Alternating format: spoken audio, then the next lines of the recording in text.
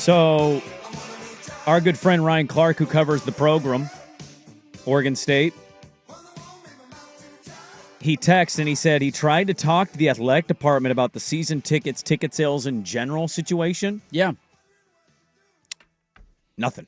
Nice. Couldn't get an email response, a text response. Nobody wanted to talk about it. I mean, we just got somebody texted in. Let me read this. I'm a huge Beaver fan, went to school there. It's crazy how far things have fallen since Mike Riley. We are totally dead in the water, and as much as I hate to say it, it's time to hit the total reset button. We can't go into a new conference like this. The athletic department doesn't even film our the coaches post-game for away games. It's pathetic. We would be ecstatic if they just covered the spread tonight. I don't think Murthy, how do you say the president's name? Yeah, Murthy, yeah. Is in tune with the athletics to even know how bad of a job the athletic department is doing. And I think that's hitting it on the head right there. Yeah. The post-game road game thing has been a very big problem for me because of my job. I'd like to hear a coach. That's the first thing I do after a game is, what did the coach have to say? Let's go watch the press conference, see what they had. Usually we got to go watch the film, but sometimes you get something from it. Well, yeah, I don't have to wait till Monday's press conference. I'd like some post-game, and they don't even try to provide that. It's so hey, man, I know for some out there, and I apologize, but I just think it's important to be very honest and transparent. A lot of this feels like it's been multiple weeks of the same stuff, but it's building, and it's building, and it's building, and eventually... Man, you cannot act like you're listening to people and do absolutely nothing. And so, pivotal game. This used to be a spot that Oregon State, I disagree slightly on that listener's point. Like, I'm not going to act like Smith didn't have this humming. No, an Oregon State fan to say since Riley's a little unfair, yeah. It's not little. It's massively unfair. We were a top 10 ranked team when Jonathan Smith was here.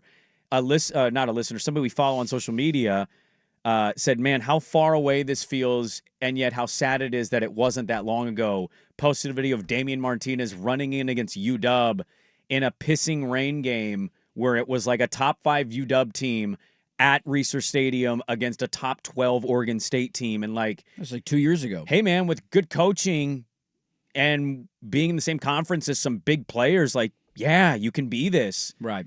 To see where it's at now and to not feel like they're going to go in and, the 06, 08 years where you knock off a USC or maybe you beat an Oregon once in a while.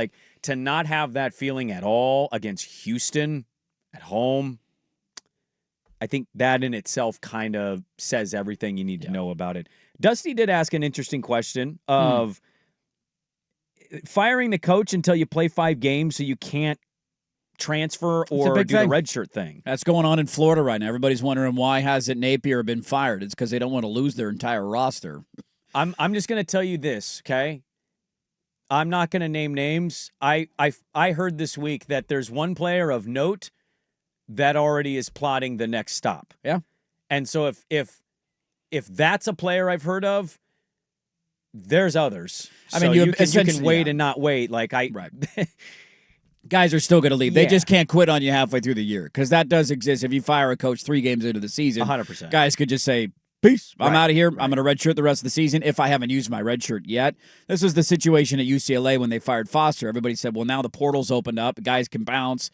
And if you've only played 3 games and you haven't redshirted, it doesn't count as a year's eligibility against you. And why would you waste a year of eligibility playing for a winless team and an interim head coach the rest of the way? So I do think there's some validity to it. I think the hardest thing about Oregon State right now is that there's no faith at all in anybody in charge. It's not just that Trent Bray probably isn't doing a good job. I don't think he's being given the resources that he needs to do the job at a higher level. I don't think the president cares about athletics in any way, shape, or form, which is a huge problem for the university. I think she pretends to care. Well, of course she does when she shows up on a CW interview and acts like everything's great. And it's I don't think she has any clue what's going on. And the same thing goes for Scott Barnes. And so that's the hardest part about all this is that there's just not a lot of faith in any of the decision makers to get this right and make the calls that they need to make. It's a big moment, big night. We'll see what they do and if they put up some fight. It'd be...